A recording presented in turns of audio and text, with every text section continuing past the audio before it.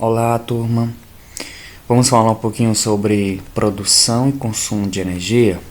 Tá? Então, eu trouxe aqui para vocês um pouquinho do um processo histórico, tá? Bem resumidamente. O que nós podemos falar, primeiramente, é que a distribuição geográfica das fontes de energia no mundo, né, ela é muito irregular, assim também como a questão do seu consumo. Tá?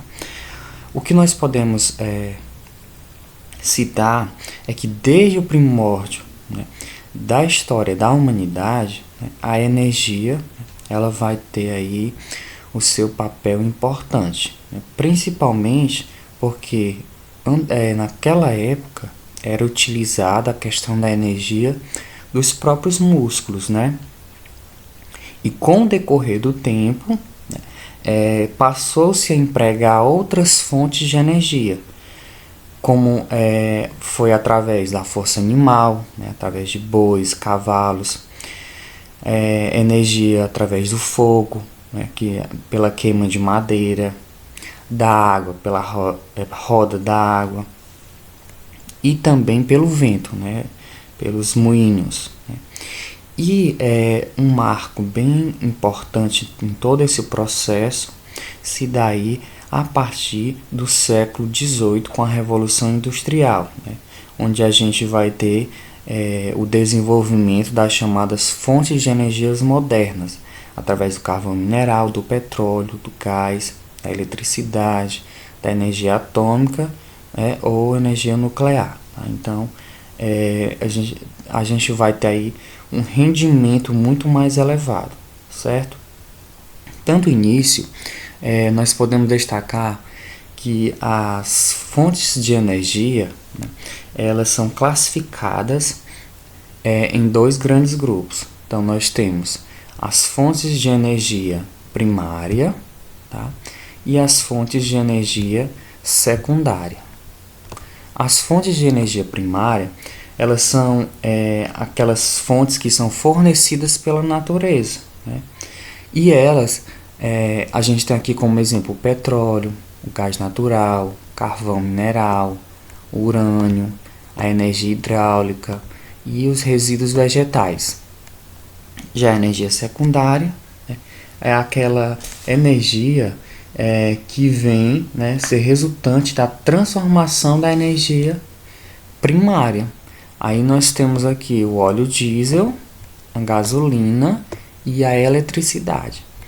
Em relação às energias primárias, nós podemos classificá-las, né, subdividi-las, né, em dois grupos: as fontes de energia renováveis e as não renováveis.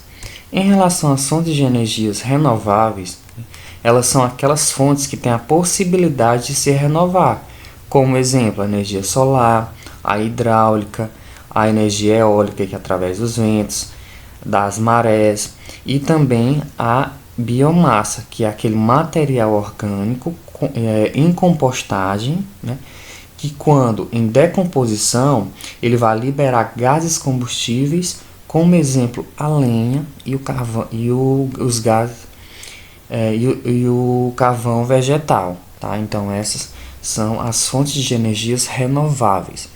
As fontes de energias não renováveis, elas vão receber essa denominação porque elas se esgotam, né? Elas vão se esgotar em relação ao seu uso. E essas fontes de energias não renováveis, elas foram formadas a partir de milhões de anos, né? E sob condições específicas da história geológica da Terra, né? Que dificilmente voltarão a se repetir, né? Então, por isso que são denominadas as fontes de energias renováveis. Nós podemos citar como exemplo os combustíveis fósseis, que é o carvão mineral, o petróleo e o xisto, né? E também os minerais energéticos e radioativos, como o urânio e o tório. Tá? Então, dando prosseguimento à questão desse processozinho histórico, né, o que nós podemos observar é que até o século XVIII a questão da evolução e do aprimoramento de novas tecnologias de geração de energia, né, eles foram um processo mais lento e também descontínuo, tá? E aí a gente vai ter o que a gente vai chamar das energias antigas, tá? Ou também conhecidas como energias arcaicas, que eram aquelas energias, né, através da força muscular, tanto animal quanto humana, né, e através do fogo, entre outras. Já em meados do século XVIII, tá, a gente vai ter aí um marco importante que vai ser a Revolução Industrial, e nós teremos a questão da energia, né, das energias modernas, tá? Que vai se dar aí, onde se deu uma alteração, né, nesse panorama, né? Aí as energias modernas nós podemos citar a questão do carvão mineral, do petróleo, da hidroeletricidade e também a energia nuclear, tá? Também nós vamos ter as energias alternativas, né, que é as energias através do sol, energia solar, eólica, das marés, geotérmica, entre muitas outras, tá? Então, a questão da Revolução Industrial, né, ela vai ter aí um papel importantíssimo nesse processo de impulsionamento da questão da geração, né, do aprimoramento de novas tecnologias e de geração, né, de energia, tá? Nesse processo, né, o que nós podemos observar é que houve uma substituição das habilidades manuais e da força muscular, tá? Então, nós temos aí a substituição desse processo, né, mecânico, tá? E a queima do carvão, né, ela tem aí, né, a sua, vamos dizer, o seu ápice, né? Por quê? Porque o ferro das máquinas, na época da sociedade urbano-industrial, né, ela vem, né, a ser substituída por grande quantidade consumida de carvão, tá? Então, o carvão, ele vem, né, o vapor da queima do carvão, ele, na época, movia, né, trens e também grandes indústrias, tá? Continuamente, né, em meados do século XIX, né, com a invenção dos geradores elétricos, né, atribuiu-se aí a questão da produção da eletricidade em grande escala, né? Mas essa eletricidade, ela vinha a ser, né, transformada, né, através dos processos produtivos com a introdução de motores elétricos à vida cotidiana das cidades industrializadas, né, principalmente com a questão da introdução, né, dos eletrodomésticos, tá? Então, em meados do século XIX, a gente vai ter a eletricidade com a produção em grande escala, principalmente para a questão da iluminação. E a primeira usina de eletricidade no mundo, né, ela vai surgir em Londres, né, em 1881, tá? E a segunda, né, vai ser em Nova York, tá? Nesse mesmo ano, tá? Então, a gente vai ter aí eletricidade, né? A gente vai ter a questão da energia, né, para a iluminação, tá? Então, meados do século XIX, tá?